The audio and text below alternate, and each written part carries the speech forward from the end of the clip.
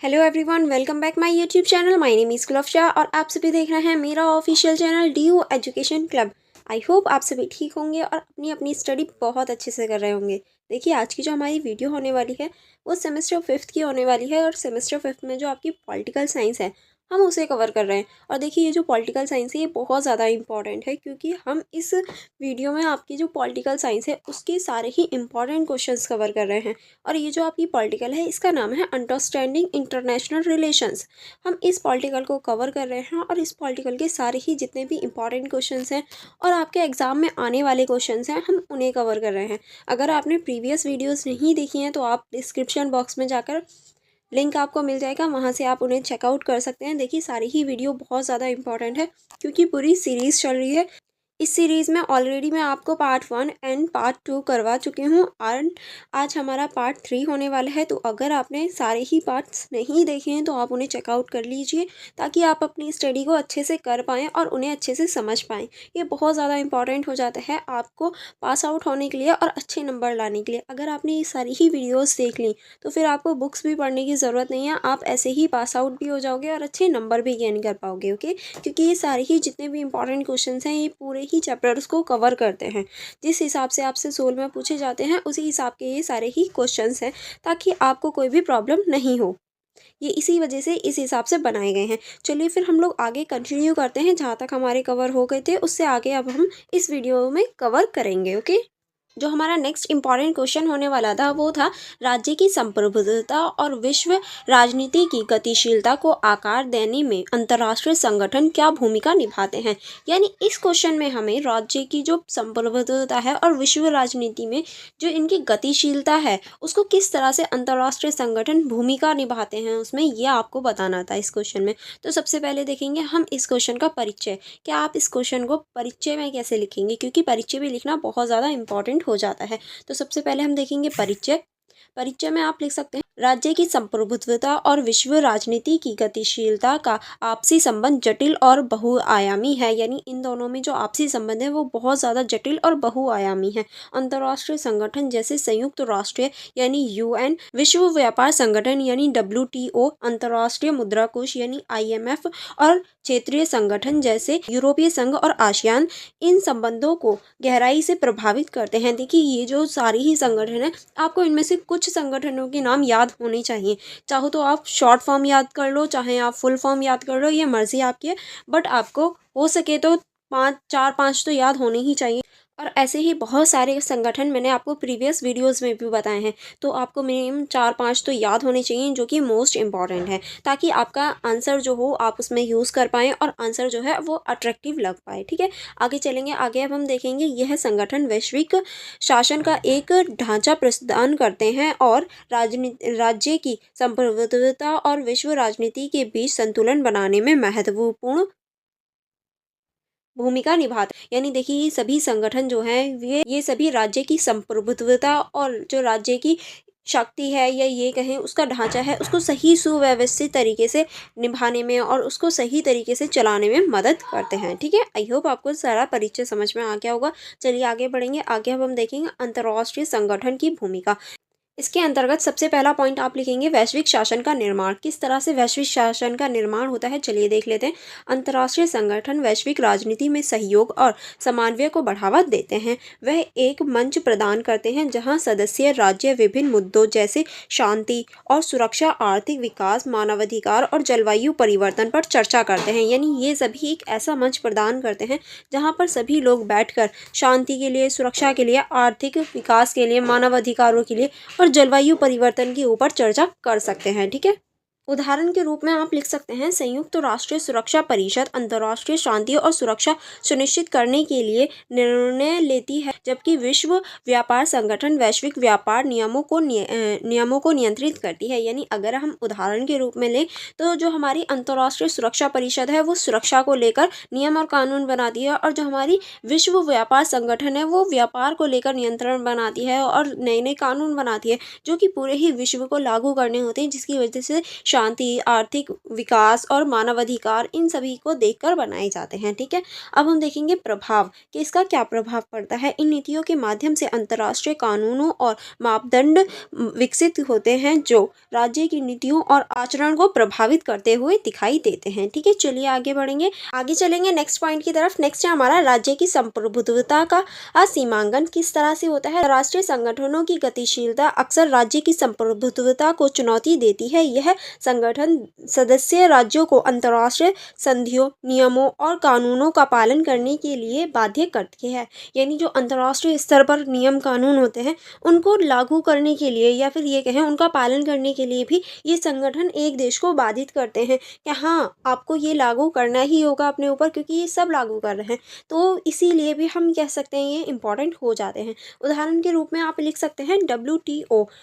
अब आपको बतानी है इसकी फुल फॉर्म, ओके, कि WTO क्या होता है। सदस्य देशों को अपने व्यापार नियमों को संगठन के दिशा निर्देशों के अनुरूप बनाने के लिए बाध्य किया जाता है। ठीक है, आई होप आपको समझ में आ गया होगा। अब हम देखेंगे इसका प्रभाव में आप लिख सकते हैं यह राज्य की स्वतंत्रता, नीति निर्माण क्षमता को सीमित कर सकते हैं, लेकिन साथ ही यह वैश्विक स्थिरता और समन्वय को भी बढ़ावा देते हैं। ओके, चलिए फिर आगे चलेंगे, आगे हम नेक्स्ट पॉइंट की तरफ चलेंगे।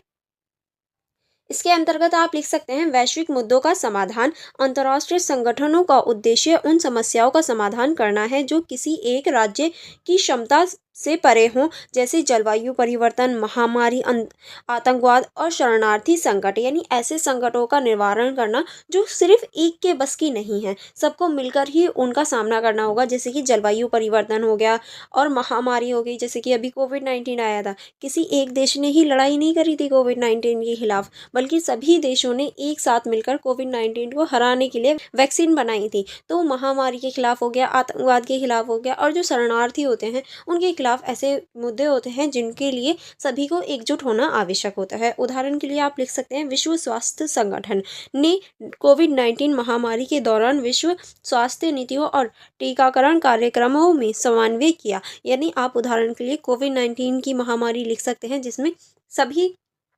जिसमें जो WHO है उसने सभी के लिए टीकाकरण जो प्रक्रिया है उसको चलाया था। अब देखेंगे इसका प्रभाव। यह वैश्विक राजनीति की गतिशीलता को आकार देती है और राज्य को सहायक करने के लिए प्रोत्साहित करती है। ठीक है, अब हम नेक्स्ट की तरफ चलेंगे। नेक्स्ट है हमारा शांति और सुरक्षा को बढ़ावा किस तरह से, चलिए देखते हैं। अंतर्राष्ट्रीय संगठन जैसे संयुक्त राष्ट्र राज्यों के बीच संघर्षों को सुलझाने और शांति बनाए रखने में महत्वपूर्ण भूमिका निभाते हैं। ठीक है, उदाहरण के रूप में आप लिख सकते हैं संयुक्त राष्ट्र के शक्ति अभियानों ने संघर्षग्रस्त क्षेत्रों में स्थिरता लाने का प्रयास किया है। ठीक, अब हम देखेंगे इसका प्रभाव कि इसका प्रभाव क्या होता है। यह राज्य की संप्रभुत्वता में हस्तक्षेप की सीमा तय करती है, लेकिन इसमें मानवता और स्थिरता के व्यापक लक्ष्यों के संदर्भ में वैध माना जाता है। ठीक है, चलिए आगे बढ़ेंगे, आगे अब हम नेक्स्ट टॉपिक की तरफ चलेंगे। नेक्स्ट है हमारा फोर्थ पॉइंट, जिसमें हम आर्थिक और सामाजिक विकास में सहायता देखेंगे कि किस तरह से जो हमारे संगठन है वो आर्थिक और सामाजिक विकास में सहायता करते हैं। किस तरह से, चलिए देखते हैं। IMF यानी विश्व बैंक और WTO जैसे संगठन आर्थिक सहयोग, व्यापारिक नियमों का निर्माण और वित्तीय सहायता प्रदान करते हैं। ठीक है, उदाहरण के लिए आप लिख सकते हैं IMF वित्तीय संकटों से जूझ रहे देशों को ऋण प्रदान करता है, लेकिन इसके साथ कई शर्तें जोड़ता है। ठीक है, आगे आप इसका प्रभाव देख सकते हैं। प्रभाव में आप लिख सकते हैं इससे राज्य की नीतियों पर अंतर्राष्ट्रीय संगठनों का प्रभाव पड़ता है, जो कई बार राज्य की स्वायत्तता को सीमित कर देते हैं। ठीक है, अब हम आगे चलेंगे। आगे है हमारा मानव अधिकारों और वैश्विक मापदंडों का प्रचार। किस तरह से मानव अधिकारों और वैश्विक मापदंडों का प्रचार होता है, चलिए देख लेते हैं। इसके अंतर्गत आप लिख सकते हैं अंतर्राष्ट्रीय संगठन जैसे संयुक्त राष्ट्र मानवाधिकार परिषद मानवाधिकारों की रक्षा और प्रचार में महत्वपूर्ण भूमिका निभाते हैं, क्योंकि ये मानव अधिकारों की जितनी भी चीज़ें होती हैं उनको निभाने में, उनको सुरक्षित करने में महत्वपूर्ण भूमिका निभा रहे होते हैं। उदाहरण के रूप में आप लिख सकते हैं कई बार अंतर्राष्ट्रीय दबाव के कारण राज्य को अपने मानवाधिकार रिकॉर्ड में सुधार करने पड़ता है। यानी जब अंतर्राष्ट्रीय स्तर पर चीज़ों को दिखाया जाता है तो अंतर्राष्ट्रीय स्तर पर ये सभी संगठन किसी भी देश पे पर्टिकुलर पे दबाव डालते हैं कि आपको अपने मानव अधिकारों का जो ये रिकॉर्ड है इसको सुधारना होगा, जिसकी वजह से उन्हें सुधारना पड़ता है, क्योंकि मानव अधिकारों का भी रिकॉर्ड तैयार होता है हर देश का। ठीक है, अब हम देखेंगे इसका प्रभाव में आप लिख सकते हैं यह राज्य की संप्रभुत्वता के पारंपरिक विचारों को चुनौती देता है और वैश्विक राजनीति में मानवता के अधिकार की अवधारणा को मजबूत करता है। ठीक है, अब हम देखेंगे राज्य की संप्रभुत्वता और अंतर्राष्ट्रीय संगठनों के बीच टकराव के किस तरह से राज्य की संप्रभुत्वता और अंतर्राष्ट्रीय संबंधों के बीच टकराव आ जाता है। चलिए इसको देख लेते हैं। इसमें पहला आप लिख सकते हैं संप्रभुत्वता बनाम हस्तक्षेप। किस तरह से संप्रभुत्वता बनाम हस्तक्षेप होता है, चलिए इसको देख लेते हैं। इसमें आप लिख सकते हैं अंतर्राष्ट्रीय संगठनों द्वारा लागू की जाने वाली नीतियां कभी कभी राज्य की स्वतंत्रता को सीमित कर देती हैं। यह सवाल उठता है कि अंतर्राष्ट्रीय हस्तक्षेप किस हद तक वैध है, यानी ये जो हस्तक्षेप होता है ये किस हद तक वैध है। ये एक सीमा आ जाती है या अंतर्राष्ट्रीय जितने भी संगठन होते हैं उनके लिए सीमा खड़ी कर देती है। उदाहरण के रूप में आप लिख सकते हैं संयुक्त राष्ट्र द्वारा लीबिया और सीरिया में हस्तक्षेप ने संप्रभुत्वता और मानवाधिकारों की रक्षा के लिए बीच बहस को जन्म दे दिया था। ठीक है, अब हम देखेंगे आर्थिक संप्रभुत्वता का ह्रास। किस तरह से आर्थिक संप्रभुत्वता का ह्रास होता है। IMF और WTO जैसे संगठन अक्सर आर्थिक सुधार की शर्तें रखते हैं जो कई बार विकासशील देशों की आर्थिक स्वायत्ता को सीमित कर देते हैं। यानी जो विकासशील देश होते हैं उनके लिए वो बहुत ज़्यादा अधिक हो जाते हैं, जिसकी वजह से उनकी जो स्वायत्ता होती है वो सीमित हो जाती है। तो क्या ये सही है या नहीं, ये भी मुद्दा उठ जाता है। उदाहरण के रूप में आप लिख सकते हैं SAP के तहत विकासशील देशों को कड़े आर्थिक सुधार अपनाने पड़ते हैं। ठीक है, अब हम देखेंगे वैश्विक राजनीति की गतिशीलता को आकार देना कि किस तरह से वैश्विक राजनीति की गतिशीलता को आकार देते हैं ये संगठन। ठीक है, तो इसके अंतर्गत पहला पॉइंट आप लिख सकते हैं बहुपक्षवाद का उदय। किस तरह से होता है, अंतर्राष्ट्रीय संगठन बहुपक्षीय निर्णय लेने की प्रक्रिया को बढ़ावा देते हैं जो वैश्विक राजनीति को अधिक संतुलित बनाता है। यानी ये बहुपक्षीयवाद को बढ़ावा देते हैं और वैश्विक स्तर पर बहुपक्षीयवाद को लाते हैं। उदाहरण के रूप में आप लिख सकते हैं जलवायु परिवर्तन पर पेरिस समझौता में कई देशों ने मिलकर काम किया। जैसे कि हमारा जलवायु परिवर्तन हो गया जो कि पेरिस समझौते के अंतर्गत हुआ था, जिसपे एक देश ने नहीं बल्कि बहुत सारे देशों ने मिलकर कार्य किया था, जो कि बहुपक्षीयवाद को बढ़ाने का कार्य करता है। ठीक है, अब नेक्स्ट चलेंगे। नेक्स्ट है हमारे नए वैश्विक खिलाड़ी कि किस तरह से नए वैश्विक खिलाड़ी हम देख सकते हैं। चलिए देखते हैं। अंतर्राष्ट्रीय संगठन ने गैर सरकारी संगठन यानी जो होते हैं और बहुराष्ट्रीय कंपनियां को भी वैश्विक राजनीति में भूमिका निभाने का अवसर दिया है। यानी जो अंतर्राष्ट्रीय स्तर पर हम गैर सरकारी जो संगठन होते हैं जैसे कि NGO हो गए, उन्हें भी अंतर्राष्ट्रीय स्तर पर भूमिका निभाने का अवसर मिल जाता है इनके तहत। ठीक है, ताकि वो लोग भी अगर हेल्प करना चाहें तो कर सकते हैं और आगे विकास की ओर बढ़ सकते हैं। नेक्स्ट आप इसमें लिख सकते हैं नए मुद्दों पर ध्यान केंद्रित करना। किस तरह से नए मुद्दों पर ध्यान केंद्रित होता है, चलिए देख लेते हैं। पारंपरिक सैन्य और राजनीतिक मुद्दे के अलावा अंतर्राष्ट्रीय संगठन जलवायु परिवर्तन, लैंगिक समानता और साइबर सुरक्षा जैसे नए मुद्दों को भी वैश्विक राजनीति के केंद्र में लाते हैं। क्योंकि देखिए पहले जो सिर्फ वो वैश्विक राजनीति थी वो हमारी सैन्य हो गई, राजनीतिक मुद्दे हो गए और अंतर्राष्ट्रीय संगठन हो गए, जलवायु परिवर्तन हो गए, सिर्फ ये थे। लेकिन अब साइबर सुरक्षा जैसी भी चीज़ें अंतर्राष्ट्रीय वैश्विक मुद्दों में आ जाते हैं, क्योंकि साइबर सुरक्षा भी बहुत ज़्यादा इंपॉर्टेंट हो जाती है किसी भी देश के लिए। साइबर सुरक्षा का अर्थ ही ये होता है जब हम ऑनलाइन किसी पर वार करें, ठीक है, तो वो साइबर क्राइम या फिर साइबर सुरक्षा से रिलेटेड होता है। आई होप आपको ये पूरा क्वेश्चन अच्छे से समझ में आ गया होगा। चलिए अब हम देखेंगे इसका निष्कर्ष में आप लिख सकते हैं अंतर्राष्ट्रीय संगठन राज्य की संप्रभुत्वता और वैश्विक राजनीति की गतिशीलता को गहराई से प्रभावित करते हैं। वह सहयोग और समन्वय को बढ़ावा देते हुए वैश्विक समस्याओं का समाधान करने में मदद करते हैं। हालांकि इन संगठनों की गतिशीलता कभी कभी राज्य की संप्रभुत्वता को सीमित कर देती है। जैसे कि अभी हमने देखा ये सारे ही इंपॉर्टेंट है, लेकिन कभी कभी ये राज्य की जो संप्रभुत्वता होती है उसको सीमित भी कर देती है, जिससे पारंपरिक संप्रभुत्वता की धारणा में बदलाव आता है। कुल मिलाकर अंतर्राष्ट्रीय संगठन वैश्विक राजनीति को अधिक जटिल, परस्पर निर्भर और सहयोगात्मक बनाने में महत्वपूर्ण भूमिका निभाते हैं। ठीक है, आई होप आपको ये पूरा क्वेश्चन अच्छे से समझ में आ गया होगा। अगर आपको कोई डाउट हो तो आप मुझसे कमेंट बॉक्स में पूछ सकते हैं। ओके, नेक्स्ट क्वेश्चन की तरफ चलेंगे। नेक्स्ट क्वेश्चन है हमारा मानव अधिकारों को परिभाषित कीजिए और बताइए कि उन्हें समाज के भीतर व्यक्ति और समूह के लिए क्यों आवश्यक माना जाता है। यानी इस क्वेश्चन में आपको मानव अधिकारों के बारे में बताना है, उनको परिभाषित करना है और ये समाज के अंदर या समाज के भीतर व्यक्तियों और समूह के लिए क्यों इम्पॉर्टेंट है, क्या ज़रूरत है इनकी। तो हमें इसी के ऊपर चर्चा करनी है। चलिए देख लेते हैं इसके परिचय में आप क्या लिख सकते हैं। इसके परिचय या इंट्रो में आप लिख सकते हैं, मानव अधिकार ऐसे मौलिक अधिकार हैं जो प्रत्येक व्यक्ति को केवल मानव होने के नाते प्राप्त होते हैं। यानी मानव अधिकार जो होते हैं वो एक ऐसे अधिकार होते हैं जो सभी लोगों को सिर्फ मानव होने के नाते ही उन्हें प्राप्त होते हैं। उन्हें कोई स्पेशल डिग्री या फिर स्पेशल स्टडी करने की आवश्यकता नहीं है। अगर वो मानव हैं तो वो उन्हें अधिकार प्राप्त होते हैं।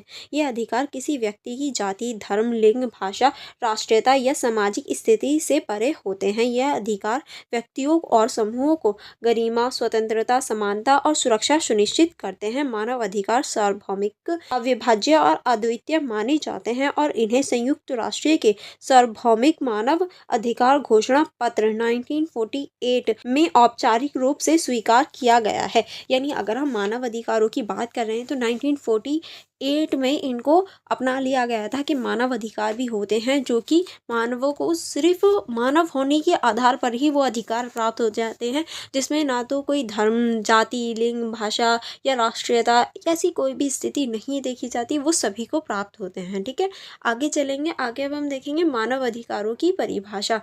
ये मानव अधिकारों को किस तरह से परिभाषित किया जा सकता है।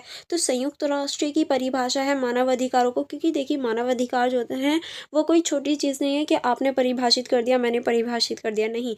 उन इसके लिए सभी की परिभाषा अलग अलग देखने को मिलती है। जैसे कि संयुक्त राष्ट्र संघ ने परिभाषा दी है, मानव अधिकार वह अधिकार है जो प्रत्येक व्यक्ति को उसकी गरिमा और स्वतंत्रता के आधार पर प्राप्त होते हैं। यह अधिकार सामान्य और अपराज्य हैं। ठीक है, और देखिए ये जो पूरी डेफिनेशन है या ये कहें परिभाषा है, आपको एज इट इज़ याद करनी होगी क्योंकि ये संयुक्त राष्ट्र द्वारा दी गई है। ठीक है, अब हम देखेंगे वी.आर. अम्बेडकर द्वारा के मानव अधिकार क्या हैं। मानव अधिकारों वह अधिकार हैं जो मनुष्य को समानता, स्वतंत्रता और गरिमा के साथ जीवन जीने के लिए अनिवार्य रूप से प्राप्त होते हैं। ठीक है, ये वी.आर. अम्बेडकर द्वारा कहा गया है मानव अधिकारों के लिए। ठीक है, या ये कहें मानव अधिकारों की इन्होंने ये परिभाषा दी है। अब हम देखेंगे प्रमुख विशेषताएं कि इसकी क्या क्या प्रमुख विशेषताएं होती है। तो पहला आप लिख सकते हैं सार्वभौमिकता, यह सभी मनुष्यों के लिए समान रूप से लागू होते हैं। नेक्स्ट आप इसमें लिख सकते हैं अविभाज्यता, अधिकारों को विभाजित या अलग नहीं किया जा सकता। ठीक है, ये अलग नहीं हो सकते या इन्हें कोई भी छीन नहीं सकता। नेक्स्ट आप इसमें लिख सकते हैं कानूनी सुरक्षा, मानव अधिकारों की रक्षा के लिए अंतर्राष्ट्रीय और राष्ट्रीय स्तर पर कानूनी ढांचे बनाए जाते हैं। नेक्स्ट आप इसमें लिख सकते हैं अंतर्निहित गरिमा, यह अधिकार मानव गरिमा को प्राथमिकता देते हैं। ठीक है, अब हम देखेंगे मानव अधिकारों की प्रमुख प्रकार कि जो मानव अधिकार हैं उनके कितने प्रकार होते हैं। तो इनके प्रकारों में पहला आप लिख सकते हैं नागरिक और राजनीतिक अधिकार, यह अधिकार व्यक्ति की स्वतंत्रता और राज्य के हस्तक्षेप से सुरक्षा सुनिश्चित करते हैं। उदाहरण के लिए आप लिख सकते हैं जीवन का अधिकार, व्यक्तियों की स्वतंत्रता, समानता का अधिकार। ठीक है, नेक्स्ट है हमारा आर्थिक, सामाजिक और सांस्कृतिक अधिकार, किस तरह से यह अधिकार व्यक्ति के आर्थिक और सामाजिक कल्याण से संबंधित होते हैं। उदाहरण के लिए आप लिख सकते हैं शिक्षा का अधिकार, रोजगार का अधिकार, स्वास्थ्य सेवा का अधिकार। नेक्स्ट है हमारा सामूहिक अधिकार। सामूहिक अधिकार किस तरह से यह अधिकार विशेष रूप से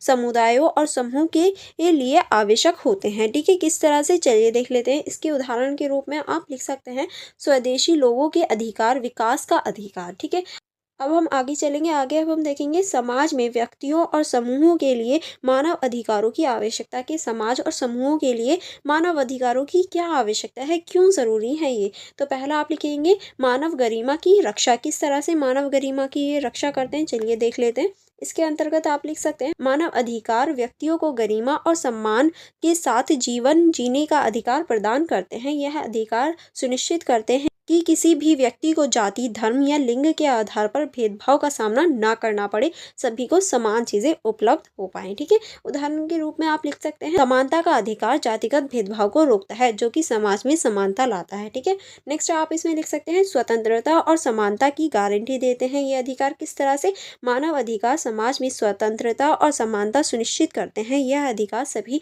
व्यक्तियों अपनी पसंद के अनुसार जीवन जीने और स्वतंत्र निर्णय लेने की अनुमति देते हैं। ठीक है, उदाहरण के रूप में आप इसमें लिख सकते हैं अभिव्यक्ति की स्वतंत्रता, मतदान का अधिकार दिया जाता है। ठीक है, नेक्स्ट अब हम देखेंगे वंचित और कमजोर वर्ग का संरक्षण किस तरह से मानव अधिकार समाज के कमजोर वर्ग जैसे महिलाओं, बच्चों, अल्पसंख्यकों, विकलांग व्यक्तियों की रक्षा करते हैं। यह अधिकार उन्हें समान अवसर और संसाधनों तक पहुंच प्रदान करते हैं। उदाहरण के रूप में आप लिख सकते हैं महिला अधिकार, बाल श्रम का निषेध। किस तरह से देखिए जो महिला अधिकार होते हैं उनको बढ़ावा देते हैं और जो बाल श्रम होता है उसको कम करते हैं, क्योंकि बच्चों से काम करवाना निषेध है। नेक्स्ट आप इसमें लिख सकते हैं शांति और सामाजिक स्थिरता को बढ़ावा देना। किस तरह से देते हैं? मानव अधिकार समाज में न्याय और समानता के आधार पर शांति और स्थिरता को बढ़ावा देते हैं। उदाहरण के रूप में आप लिख सकते हैं धार्मिक स्वतंत्रता का अधिकार समाज में सांप्रदायिक सौहार्द बनाए रखता है। ठीक है, चलिए आगे बढ़ेंगे।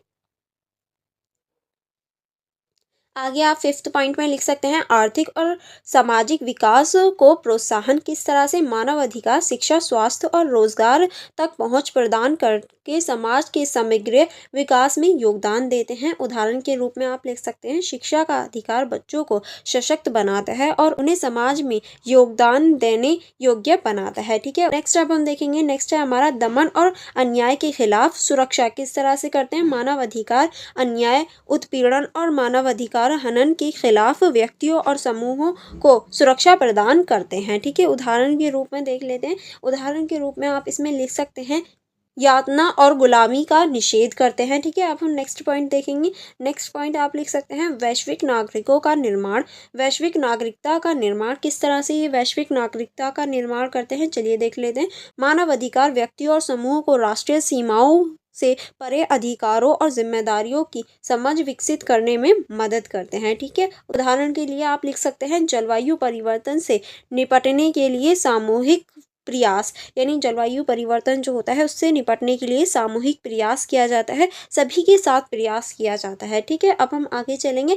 आगे अब हम देखेंगे मानव अधिकारों का महत्व, कि जो मानव अधिकार होते हैं इनका क्या महत्व है, क्यों इम्पोर्टेंट है ये। तो पहला आप लिख सकते हैं व्यक्तिगत स्तर पर प्रत्येक व्यक्ति को गरिमा और स्वतंत्रता का अनुभव करने में मदद करते हैं। नेक्स्ट अब हम देखेंगे सामाजिक स्तर पर समानता और न्याय पर आधारित समाज के निर्णयों में सहायता प्रदान करते हैं। ठीक है, यह सहायता करते हैं। अब आगे चलेंगे। आगे हम देखेंगे वैश्विक स्तर पर किस तरह से अंतर्राष्ट्रीय शांति और सहयोग को बढ़ावा देते हैं। ठीक है, आई होप आपको ये क्वेश्चन अच्छे से समझ में आ गया होगा। अब हम देखेंगे निष्कर्ष इसका। मानव अधिकार एक न्यायपूर्ण समाज और शांतिपूर्ण समाज की नींव है। ये न केवल व्यक्तियों की गरिमा और स्वतंत्रता की रक्षा करते हैं, बल्कि समाज के कमजोर और वंचित वर्गों को सशक्त बनाने में भी महत्वपूर्ण भूमिका निभाते हैं। इन अधिकारों का समान और संरक्षण एक प्रगतिशील और समानता मूलक समाज के निर्माण के लिए आवश्यक है। आई होप आपको निष्कर्ष भी अच्छे से समझ में आ गया होगा। चलिए आगे बढ़ेंगे। आगे अब हम नेक्स्ट क्वेश्चन की तरफ चलेंगे। नेक्स्ट क्वेश्चन है हमारा प्रमुख उदारवादी अंतर्राष्ट्रीयवादी परिप्रेक्ष्य के अनुसार मानव अधिकारों की मूल्य धारणाएं क्या हैं। यानी प्रमुख उदारवादी जो अंतर्राष्ट्रीय परिप्रेक्ष्य है उनके अनुसार मानव अधिकारों की मूल्य धारणाएं क्या हैं, ये आपको बताना है। चलिए देख लेते हैं। प्रमुख उदारवादी अंतर्राष्ट्रीय परिप्रेक्ष्य के अनुसार मानव अधिकारों की मूल्य धारणा को देखते हैं। इसका परिचय आप लिख सकते हैं उदारवादी अंतर्राष्ट्रीयवादी परिप्रेक्ष्य मानव अधिकारों को वैश्विक राजनीति का एक केंद्रीय तत्व मानते हैं। यह दृष्टिकोण मानता है कि मानव अधिकारों की रक्षा और उन्हें बढ़ावा देना न केवल राष्ट्रीय सरकार की जिम्मेदारी है, बल्कि अंतर्राष्ट्रीय समुदायों का भी कर्तव्य है। इस परिप्रेक्ष्य की मूल्य आधार निम्नलिखित है। यानी देखिए ये जो संगठन है या ये जो धारणा है इसके अंतर्गत बहुत सारे दृष्टिकोण हम देख सकते हैं, और ये न केवल राष्ट्रीय बल्कि अंतर्राष्ट्रीय स्तर की जो सुरक्षा है, समीक्षा है, उसको बढ़ाने का कार्य करता है। अब इसके कुछ मूल्य दे रखे हैं, चलिए इसके कुछ मूल्य जो हैं उनको देख लेते हैं, उनको समझने का प्रयास करते हैं। सबसे पहले हम देखेंगे सार्वभौमिकता। किस तरह से उदारवादी अंतर्राष्ट्रीयवादी मानते हैं कि मानव अधिकार सभी मनुष्य के लिए समान और सार्वभौमिक हैं। यह अधिकार किसी व्यक्ति की जाति, धर्म, राष्ट्रीयता या संस्कृति से परे होते हैं। ठीक है, अब हम इसके उदाहरण देखेंगे। उदाहरण के रूप में आप लिख सकते हैं संयुक्त राष्ट्र का सार्वभौमिक मानव अधिकार घोषणा पत्र 1948 मानव अधिकारों की सार्वभौमिकता को समन्वय रखता है, जो कि अभी हमने ऊपर भी पढ़ा था। ठीक है, अब हम नेक्स्ट देखेंगे व्यक्तिगत स्वतंत्रता और गरिमा। किस तरह से उदारवादी दृष्टिकोण दृष्टिकोण व्यक्तियों को समाज की मूल्य इकाई मानते हैं और इनकी स्वतंत्रता तथा गरिमा को प्राथमिकता देते हैं। यह विचार सभी व्यक्तियों को समान अवसर और अधिकार प्रदान करने पर जोर देते हैं। ठीक है, आगे चलेंगे। आगे अब हम देखेंगे अंतर्राष्ट्रीय कानून और संस्थाओं की भूमिका। किस तरह से अंतर्राष्ट्रीय कानून और जो संस्थाएं होती हैं उनकी भूमिका होती है। यह परिप्रेक्ष्य मानव अधिकारों की रक्षा के लिए अंतर्राष्ट्रीय कानून और संगठन जैसे संयुक्त राष्ट्र, अंतर्राष्ट्रीय अपराध न्यायालय यानी ICC और क्षेत्रीय मानवाधिकार संगठनों की भूमिका को महत्वपूर्ण मानते हैं। ठीक है, उदाहरण के रूप में आप लिख सकते हैं, उदारवादी मानते हैं कि अंतर्राष्ट्रीय हस्तक्षेप मानव अधिकारों की रक्षा के लिए आवश्यक हो सकते हैं। नेक्स्ट अब हम देखेंगे मानव अधिकारों की परस्पर संबंध। ये जो मानव अधिकार होते हैं उन पे जो परस्पर संबंध होते हैं, इसके अंतर्गत आप लिख सकते हैं, उदारवादी विचारधारा मानते हैं कि नागरिक, राजनीतिक, आर्थिक, सामाजिक और सांस्कृतिक अधिकार एक दूसरे से जुड़े होते हैं और किसी भी अधिकार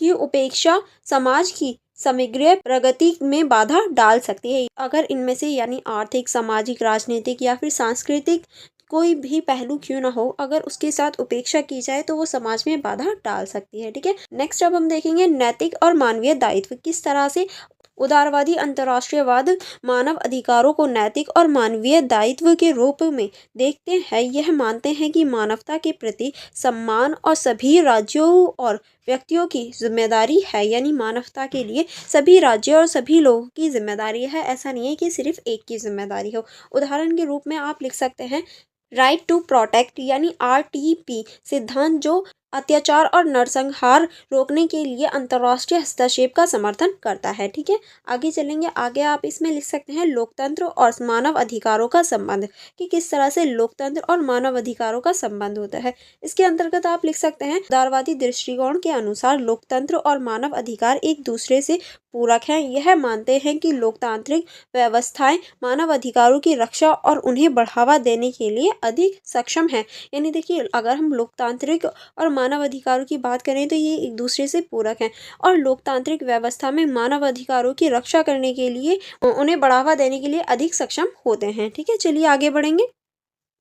आगे अब हम देखेंगे इसका निष्कर्ष। आप इस क्वेश्चन के निष्कर्ष में क्या लिख सकते हैं। इसमें आप लिख सकते हैं उदारवादी अंतर्राष्ट्रीयवादी दृष्टिकोण मानव अधिकारों को सार्वभौमिक, अद्वितीय और परस्पर निर्भर मानते हुए अंतर्राष्ट्रीय समुदायों और संस्थाओं की भूमिका को महत्वपूर्ण मानते हैं। यह दृष्टिकोण मानव अधिकारों की रक्षा को वैश्विक न्याय, शांति और विकास के लिए आवश्यक मानते हैं। आई होप आपको ये सारे ही क्वेश्चन अच्छे से समझ में आ गए होंगे और ये निष्कर्ष भी अच्छे से समझ में आ गया होगा। अगर आपको कोई डाउट हो या कोई प्रॉब्लम हो तो आप मुझसे कमेंट बॉक्स में पूछ सकते हैं। अदरवाइज आगे के जो क्वेश्चंस हैं वो हम 4th वीडियो में अब कवर करेंगे। अगर आपने अभी तक इस वीडियो को लाइक नहीं किया है तो आप जल्दी से लाइक कर दीजिए। Okay, and for more connectivity आप मेरी इंस्टाग्राम ID को चेकआउट कर सकते हैं। एंड अगर आपको कोई भी कन्फ्यूजन हो या कोई भी प्रॉब्लम हो तो आप मेरे टेलीग्राम ग्रुप को ज्वाइन कर सकते हैं, वहाँ आप मुझसे पूछ सकते हैं। एंड फॉर मोर इन्फॉर्मेशन आप मेरे फेसबुक पेज को भी चेकआउट कर सकते हैं। एंड अगर आप इन सभी नोट्स को सेल्फ स्टडी करना चाहते हैं, खुद रीड करना चाहते हैं, तो आप मेरी यूट्यूब की मेंबरशिप को ज्वाइन कर सकते हैं। आपको मेरे यूट्यूब चैनल पर वो ऑप्शन मिल जाएगा जिससे आप मेरी मेंबरशिप को ज्वाइन कर सकते हैं। और जैसे ही आप मेरी मेंबरशिप ज्वाइन करेंगे तो आप मुझे टेलीग्राम पर बता सकते हैं, मैं आपको पूरे ही नोट्स प्रोवाइड करवा दूंगी। Okay, and for more connectivity, for more information आप मेरे यूट्यूब चैनल को सब्सक्राइब कर सकते हैं एंड अपने फ्रेंड्स के साथ शेयर करना मत भूलिएगा। चलिए फिर मिलते हैं नेक्स्ट वीडियो में। Thank you for watching everyone.